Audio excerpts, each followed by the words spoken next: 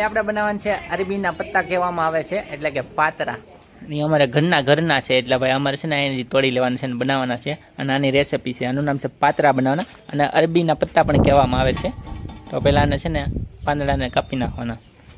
આનું કટિંગ ભાઈ આ રીતનું જ કરવાનું, કેમ કે આની ઉપર પાછું બીજું પાંદડું આવી જાય. એટલા પાન આપણે બધા કટિંગ કરી લીધા છે ને આમ જો ખાલી થઈ ગયું છે. આ એટલું રહેવા દેવાનું, એટલે આમાં હું પાછા બીજા પાન આવી જાય એમ. અને હવે આને ધોવાના છે પહેલાં હરખાઈથી, કેમ કે આમાં થોર હોય.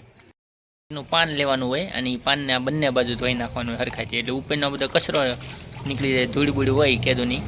અને એ વગરને એમાં થોર હોય છે, એ સાફ થઈ જાય છે. અને ખાવા માટે બેસ્ટ છે ભાઈ આ, કેમ કે હવે ઔષધિ કહેવાય વનસ્પતિ આપણું. તો ફેમિલી છે ને આ રીતના પાન લેવાના હોય, પછી આપણે ધોઈ નાખીને પછી અને એને બંને બાજુ સાફ કરી નાખવાના, હરખાઈથી લૂછી નાખવાનો.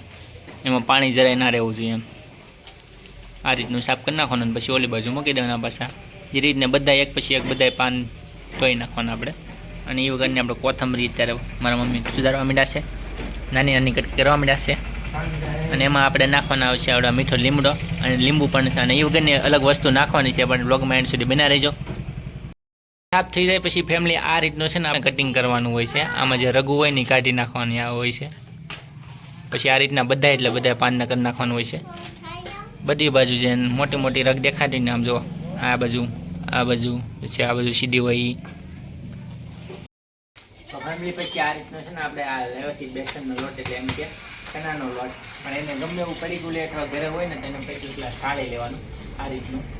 તો આ રીતનું છે ને પહેલાં સાળી લેવાનું, એટલે હરખાઈથી થઈ જાય એ રીતનું. એટલે અંદર છે ને આને ઉપર જે પણ કચરો હોય એ રહી જાય, એનું કાંઈ એવું હોય તો એ રીતનું નીકળી જાય બધું એમ. લોટ છાડા પછી અજમા નાખવાના. અજમાને હંમેશા આવી રીતે ક્રશ કરી નાખવાના.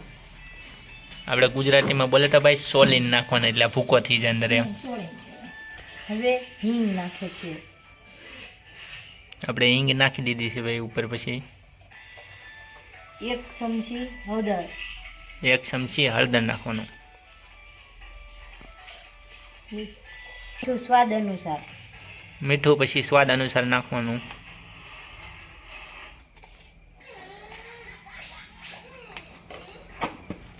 પછી આ રીતનું છે ને મરચાંની ચટણી કરી નાખવાની, એટલે એને આખો ફ્લેશ કરી નાખવાનું, ખાંડી નાખવાનું. પછી એવી ને એવી રીતે આપણે બીજું ફ્લેશ કરી નાખવાનું. અને મરચું બંનેને મેં ચટણી કરીને રીતનું આપણે ખાંડી નાખવાનું. અને હવે આદુનો પણ પેસ્ટ આ રીતનો બનાવી દેવાનો. થોડુંક ઉપરથી આપણે છે ને કાશ્મીરી લાલ મરચું નાખવાનું છે, અને એ પણ નાખી દઈ થોડુંક જ તે, પછી સ્વાદ અનુસાર તમારે. પછી એના ઉપર હવે પાણી નાખીને આપણે ડોયો તૈયાર કરી નાખવાનો. ડોયાને એક જ ડાયરેક્શનમાં ઘુમાવવાનો. જોતા પૂરતી પાણી નાખવાનું. બહુ ડોયાને જાડોય નહીં કરવાનો ને બહુ પતલોય નહીં કરવાનો, મીડિયમ રાખવાનો. જો આ રીતે ટેક્સચર આવે એ એટલો જ પતલો કરવાનો. જો ભાઈ આ બહુ જાડોય નથી ને બહુ પતલોય નથી, આ મીડિયમ છે, હાવ પતલો રેન્જ મતલબમાં. અને ઉપરથી થોડાક ધાણા નાખવાના. લીલા ધાણા નાખી છે ત્યારે.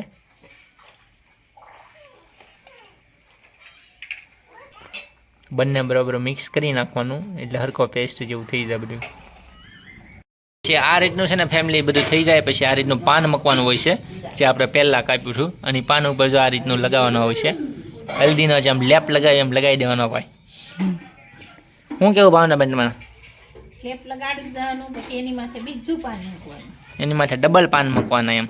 ઘણા સિંગલમાં પણ બનાવે, પણ આપણે ડબલમાં ટ્રાય કરવાની છે, કેમ કે સિંગલમાં અમે ઘણી વાર ટ્રાય કરી છે. તો આજ ડબલમાં કરીએ આપણે, તમને બધા નવું જોવા મળે હાટું. તો આ રીતનું પછી આ પાન ઉપર મૂકવાનું હોય છે. આ રીતનું પાન મૂકી દેવાનું, એ કોરું જ મૂકવાનું, ખાલી એક જ બાજુ લગાવવાનું. પછી એક પાનની ઉપર લગાવવાનું.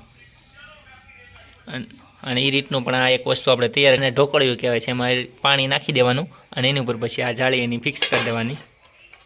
એની ઉપર આ પાત્ર મૂકી દેવાનું. એની ઉપર આ પાત્રા મૂકવાના આવશે, હમણાં પણ તમને બતાવી. તો આ ડબલ પાનનું આપણે કરીએ છીએ પહેલાં.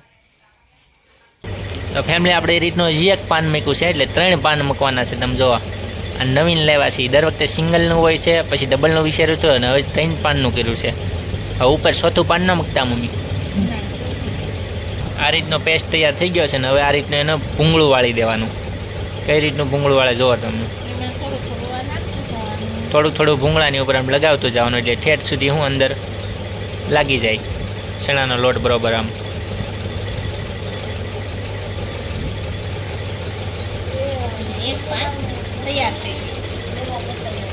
આ એક પાન આ રીતનું તૈયાર થઈ ગયું છે ને આ રીતના આપણે બધા પાન કરી નાખવાના છે. આ રીતનું બધું ઉપર મૂકી દેવાનું, હરખાઈથી ગોઠવી દેવાના અને હવે મૂકવાનું છે આપણે ચૂલા ઉપર એટલે કે ગેસ ઉપર. આપણે રેસીપી તૈયાર કરવાની છે એટલે આપણે ગેસ ઉપર મૂકી દઈએ છીએ ફૂલ કરીને. પછી આ રીતનું ઢાંકી દેવાનું, હરખાઈથી પછી ફિટ કરી દેવાનું એટલે હવા તૈલી જાય નહીં. તો આ રીતનું મૂકી દીધું છે પેક કરીને કે હવાનો જાય એના માટે. આપણે હજી ઉતાર્યા છે 10-15 મિનિટ રહેવા દીધા, ગરમ થઈ ગયા. પછી આ રીતના આમ જુઓ તમે બફાઈ ગયા. આને છે ને કટિંગ કરી નાખવાની ચાકુ વડે, પછી એને વઘારવાના છે. કઈ રીતના એ પણ તમને બતાવું હમણાં. આ રીતનો પછી વઘાર ઉપર આપણે શું કહેવાય સડી જાય પછી આ રીતનો છે ને કટિંગ કરી નાખવાનું. એટલા કટકા કરી નાખવાના આમ જુઓ. એટલે જેમ પતલા કરો ને જેમ એટલા રીતે બનાવો એટલે મજા આવે ખાવાની. પછી અને આની સાથે આપણે છે ને એક વસ્તુ બીજી પણ બનાવી છે, એ પણ તમને હમણાં કહીએ કે આની સાથે શું બનાવ્યું છે જે બેસ્ટ આની એટલે ખાવાની મજા આવે છે એમ.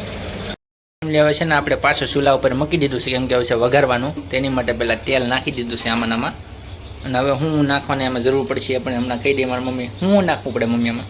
પહેલા રાઈ, પછી જીરું, પછી તલ. તો આ રીતના થોડાક તલ લઈ લીધા, બહુ જ્યાદા નથી લીધા. એટલું કટિંગ કરેલું વસ્તુ છે. અને આ બધું અત્યારે મસાલાનો ડબ્બો લઈ લીધો છે. હવે શું શું નાખવાનું છે અને કઈ રીતનું બનાવવાનું છે એ પણ તમને કહીશું. તો વ્લોગમાં એન્ડ સુધી બના રહેજો. અને હજી સુધીમાં તમારા કંઈક નવી રેસીપી હોય તમારા ધ્યાનમાં તો કોમેન્ટ કરી દેજો. તો રાઈ થોડીક નાખી દીધી છે અત્યારે.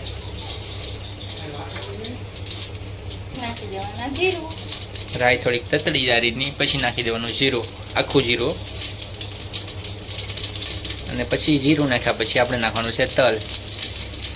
એટલે આપણે તમને બતાવ્યા થાય એ બધા તલ નાખી દેવાના.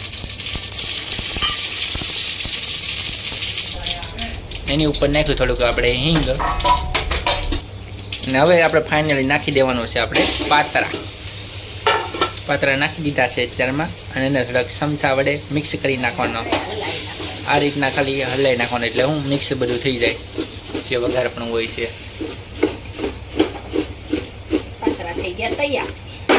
ફાઇનલી ફેમિલી છે ને હવે પાતરા થઈ ગયા છે તૈયાર. હવે કાંઈ ચૂલામાં આપણે એને રાખવાની જરૂર નથી, બધું થઈ ગયું છે તૈયાર. પણ આની જોડે એક વસ્તુ શું છે એ પણ તમને કહું. અને એની ઉપર થોડુંક નાખી દઈએ આપણે, એટલે ગુજરાતીમાં બોલે તો કોથમરી. એને પણ મિક્સ કરી નાખી. કોથમરી વગર તો બધા એમાં સ્વાદ આવે જ નહીં કે વસ્તુમાં ગમે એવું હોય. પણ આ રીતનો હોય ફેમિલી છે ને તૈયાર થઈ ગયો છે, વઘાર આવી ગયો છે ને આ રીતનું બનાવી નાખ્યું છે. જોઈને તમને ખબર પડી ગઈ છે. અને એની હારે જે નવી વસ્તુ બનાવી કહેતો એ બનાવી છે શા હારે ખાઈને તો વધારે મજા આવે. અને છાશ હારે પણ ખાઈએ કી અને ચટણી હારે પણ ખાઈ ગઈ. ચટણી હારે અને શા હારે વધારે મજા આવે. તો આ બંને સાથે ટ્રાય કરવી. અને ટ્રાય કરેલું હોય તમે ખાધેલું હોય તો કોમેન્ટ કરજો. મળીએ એક નવા વ્લોગ સાથે.